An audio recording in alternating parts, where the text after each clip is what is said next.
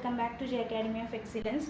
So in this video lecture I am going to explain the chemistry questions of EAMCET 2020. Okay, so let's start. First question is the number of regions when the probability density of electrons is reduced to 0 for 3s atomic orbital is. So first of all we have to know that the probability in which area, okay, the probability of finding the electron is 0. So the region at which the probability of finding electron is 0 is known as node. Okay, so indirectly in question he is asking the number of nodes for 3s orbital. Okay, so we have one formula for number of nodes, that is n minus 1. Number of nodes is equals to n minus 1. So 3s orbital means n is equals to 3. So 3 minus 1 is equals to 2. So the number of regions when the probability density of electrons is reduced to 0 for 3s atomic orbital is 2. Okay. Indirectly he is asking the number of nodes only, right? Now next question is, for which of the following species the electronic transition from n is equals to 5 to n is equals to 2 state will produce the shortest wavelength? So here we know one formula, that is nu bar is equals to 1 by lambda is equals to z square into r into 1 by n1 square minus 1 by n2 square. But from this only we'll use the relation between lambda and atomic number, okay, z. So here z is inversely proportional to lambda, means for more atomic number the lambda will be shortest. So the atomic number of helium is 2, hydrogen is equals to 1 and lithium 3, beryllium 4. So the atomic number of beryllium is more, means it has shortest wavelength. Okay, so option D is correct, Be plus 3. Okay. Now next question is, identify the correct order of electronegativity for magnesium, boron, silicon, sulfur. So for this question you have to know that when we move from top to bottom in a periodic table, then electronegativity will decreases, and when we move from left to right in a periodic table, then electronegativity will increases. Okay, so right, magnesium belongs to second group, boron belongs to 13th group, silicon is from 14th group and sulfur belongs to 16th group. So here when we move from left to right, then electronegativity increases, means for sulfur electronegativity will be more and for magnesium electronegativity will be less. Okay, among these four. So in which option sulfur's electronegativity is more? In this option, right? And for magnesium electronegativity is less, right? So option B is correct answer. Okay. Next question is the correct order of atomic radii of the following atoms. So we know that when we move from top to bottom in a periodic table, then the atomic number will increases and the atomic radius also increases, and when we move from left to right in periodic table, then the atomic radius will decreases. Okay, so here beryllium, magnesium, calcium, strontium. Okay, as we move from top to bottom, atomic radius increases, means strontium has more atomic radii, okay, large atomic radius. So and beryllium has less atomic radius. Okay, so strontium is greater than calcium, is greater than magnesium, is greater than beryllium. So option D is correct, right? Now next question, which of the following molecules has permanent dipole moment? Permanent dipole moment means mu should not equal to 0. Okay, if mu is equals to 0, then dipole moment is equals to 0, right? Mu means dipole moment here. So now CO2, for CO2 is a linear molecule. Okay, so in this case mu is equals to 0, dipole moment is equals to 0, and for BeF2 this is also linear in shape, so mu is equals to 0, and for BF3 the shape of BF3 is trigonal planar, and here also dipole moment is equals to 0. For SO2 we have mu is not equal to 0. Okay, the shape of SO2 is V shape. Okay, bent or V shape.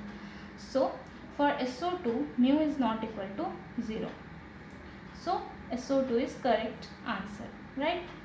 Now, which of the molecule does not exist according to valence bond theory? So here, right, for H2 we have 2 electrons. Okay, 2 electrons for H2. If we remove one electron from H2, then we'll get only one electron. Okay, for H2 plus we'll have only one electron. According to valence bond theory, each atom share one electron to form a bond, but here only one electron is present.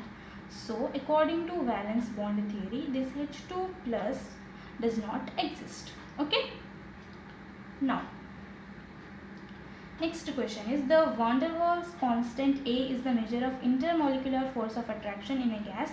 The correct decreasing order of A for the given molecules. So here NH3. Okay, when we observe this NH3, in NH3 hydrogen bonding is present, and if hydrogen bonding is present, then more will be the intermolecular force of attraction. Okay, so NH3. Okay, the van der Waals constant for NH3 will be more. So in which option NH3 is more? Third option.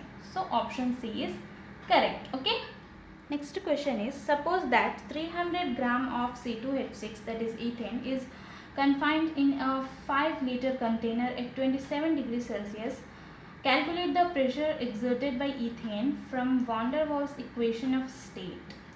And A is equals to 5 dm power 6 atmosphere m power minus 2. Okay, and B is equals to 0.09 dm cube per mole. So here weight of ethane is given. Okay, 300 gram, and we know molecular weight, that is 24, means for carbon 12, means 12 2s are 24 plus 6 hydrogens, 24 plus 6 is equals to 30, and volume is 5 liter, temperature 27 degrees Celsius. When we convert this to Kelvin, then 27 plus 273 means 300 Kelvin, and the van der Waals constants values also given in the question. Okay, now find the number of moles weight by molecular weight. 300 by 30 means 10 moles. Okay, now we know this equation, that is van der Waals equation of a state, that is P plus N square by V square into V minus NB is equals to nRT, and here R is equals to 0.082 liter atmosphere per Kelvin per mole. Okay, so if we substitute all the values, okay, the value of A, N is equals to 10 square by V is equals to 5 square, okay, into V is equals to 5 minus N is equals to 10, and B is equals to 0.09 is equals to N means 10 into R 0.082, temperature 300 Kelvin. If we simplify this, then we'll get P plus 20. Okay, P plus 20 into 5 minus 10 into 0.09 means 0.9, and if we multiply these, so we'll get 246. Now P plus 20, 5 minus 0.9 means 4.5 is equals to 246. P plus 20 is equals to 246 divided by 4.1. If we divide, then we'll get 60. P plus 20 is equals to 60. P is equals to 60 minus 20 means pressure will be 40 atmosphere. Okay, so option C is correct. Now next question is, molality is defined as number of moles of solute in 1 kg of solvent, number of moles of solute in 100 gram of solvent, number of moles of solute in 100 moles of solvent, number of moles of solute in 1 liter of solvent. So molality definition is solute in moles, right, and solvent in kg. So option 1 is correct, right. Next question is, 1 mole of dioxygen gas at STP is equal to, so 1 mole of O2, okay, dioxygen means O2, right, and so 2 into, what is the molecular weight of oxygen? 16, right? So 2 into 16, okay, 2 into 16 is 32 gram of O2. Means in 1 mole of dioxygen gas at STP is equal to 32 gram of dioxygen, okay, 32 gram of dioxygen. So option B is correct. Now the next question is, how much heat will be absorbed by 1 mole of an ideal gas if it is expanded reversibly from 5 liter to 25 liter at 27 degrees Celsius and log 5 is equals to 0.7, okay?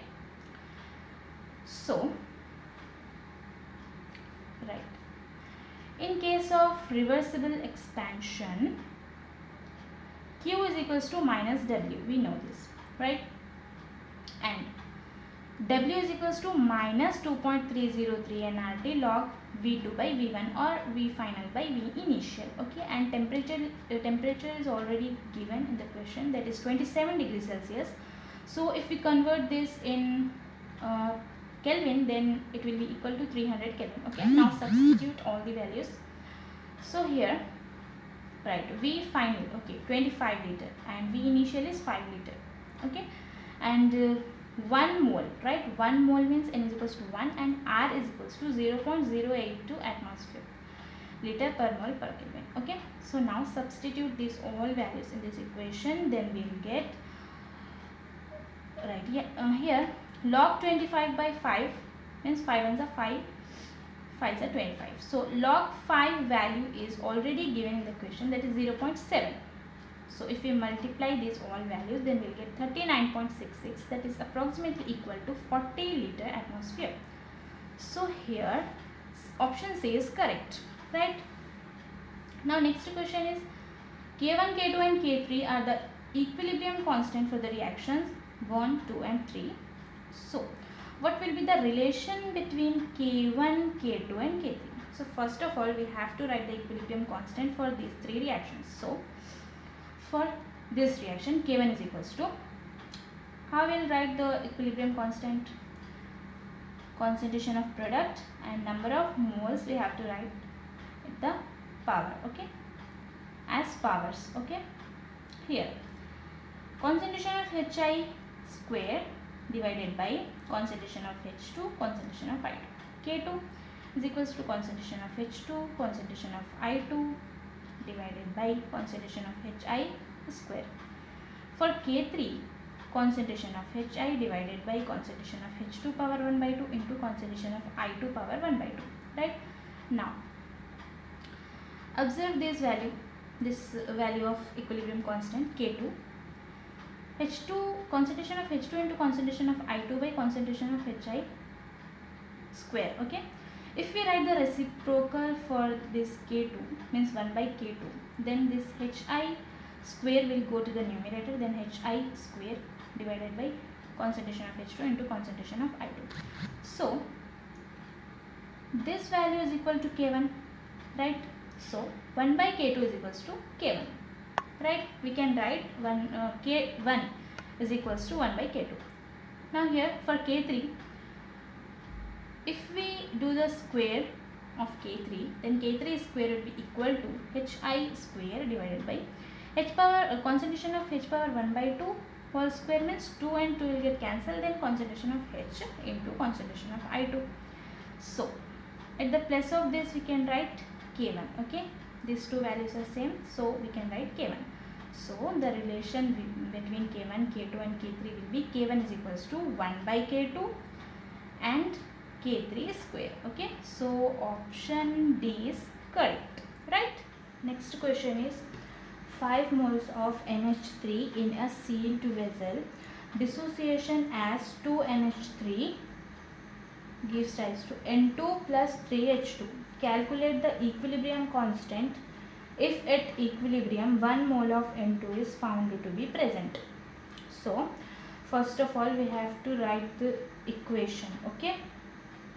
So at time t is equals to 0, 5 moles, okay, 5 moles of NH3 are present. So that's why we are writing 5 here. And at time is equals to 0, the number of moles of N2 will be 0 and the number of moles of 3H2 will be 0 at time t is equals to 0. Okay. Now at equilibrium, let's take x mole dissociates at equilibrium. Okay. So at equilibrium, the remaining concentration of NH3 will be 5 minus 2x. Okay, 5 moles of NH3 minus, here 2 moles are present, so minus 2 into x. Okay, and the number of moles of N2 at equilibrium will be x, and the number of moles of hydrogen H2 at equilibrium will be 3x. Okay, now one thing is given in the question, that is at equilibrium 1 mole of N2 is found to be present. So concentration of N2 is equals to x. So at the place of x we can write 1 mole. Okay. So now substitute x is equals to 1 in these two concentration, that is 5 minus 2x and 3x. Okay. So 3x means 3 into 1, 3 moles. 3 moles of hydrogen, 3 moles of H2, and 5 minus 2x means 5 minus 2 is equals to 3 moles of NH3. Okay. Now let's write the equilibrium constant for this reaction. So Kc is equals to concentration of N2 into concentration of H2 power 3 divided by concentration of NH3. Okay, concentration of NH3 power 2. Now substitute the concentrations. Concentration of N2 is equals to 1. Okay, concentration of H2 is 3 cube divided by concentration of NH3 is 3, so 3 square is equals to 27 by 9. Okay, 3 cube means 27, 3 square means 9, 9 ones are 9, 3 is 27, so equilibrium constant will be 3. So option B is correct. Now next, in reference to water, choose the correct statement. First one is it gets oxidized to O2 during photosynthesis. Second is it gets reduced to H2 by highly electropositive metal. So we know the reaction of photosynthesis. Okay, so 6H2O plus 6CO2 gives rise to, in the presence of H2, 6O2 plus C6H12O6. Now we can observe here, loss of hydrogen takes place. Okay, loss of hydrogen takes place here. So 6O2, 6H2O is converting into 6O2 means loss of hydrogen, and loss of hydrogen means oxidation. So option 1 is correct. Now next is it gets reduced to H2 by highly electropositive metal, means when we react this water with highly electropositive metal, then it will convert into hydrogen gas. Okay, H2 means it gets reduced to H2. Okay, so here loss of oxygen takes place. Loss of oxygen means reduction. So 1 and 2 both are correct. So both 1 and 2 are correct. Option C is right answer. Right. Now, which of the following metal hydroxides is amphoteric? So here MgOH taken twice, CaOH taken twice, and BaOH taken twice are basic hydroxides. Okay, generally alkali metal hydroxides are basic. So here only one, that is beryllium hydroxide, is amphoteric, and also zinc. Okay, zinc, lead, aluminium, and beryllium, these all are example of amphoteric hydroxides. Okay, next question is which of the following molecules does not exist as monomer in its major form? So we know the structure of B2H6, that is diborane, right? So one important point is there about this diborane, that is boron hydrides. Okay, boron hydrides exist in dimeric form. Okay, boron hydrides exist in dimeric form, it does not exist as monomer. So this is the boron hydride, so this molecule does not exist as monomer. So option D is correct. Now next is in diamond, the hybridization of each carbon atom is. So we know in diamond the bonds present between carbons are sigma bonds. Okay, so if sigma bonds are present, then the hybridization will be sp3 hybridization, right? So sp3, C option is correct. Now, next one is UV radiation from the sun causes a reaction in the Earth's atmosphere that leads to the production of. So when UV radiation reacts with the atmosphere, then it will produce ozone layer. Okay, ozone. So UV radiation from the sun causes a reaction in the Earth's atmosphere that leads to the production of ozone. So option B is correct.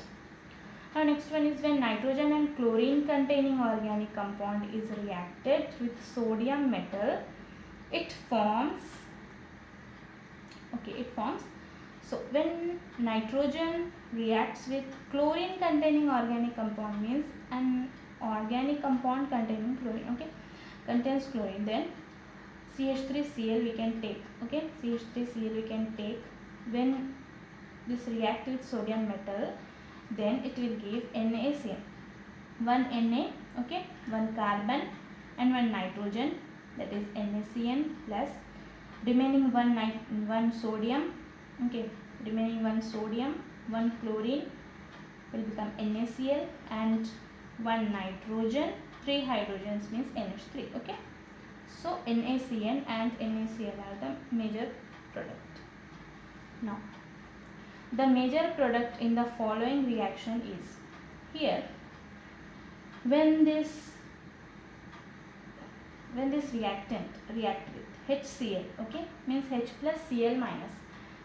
Here we know Markovnikov's rule, that is the negative part will attack on the carbon which has less number of hydrogens.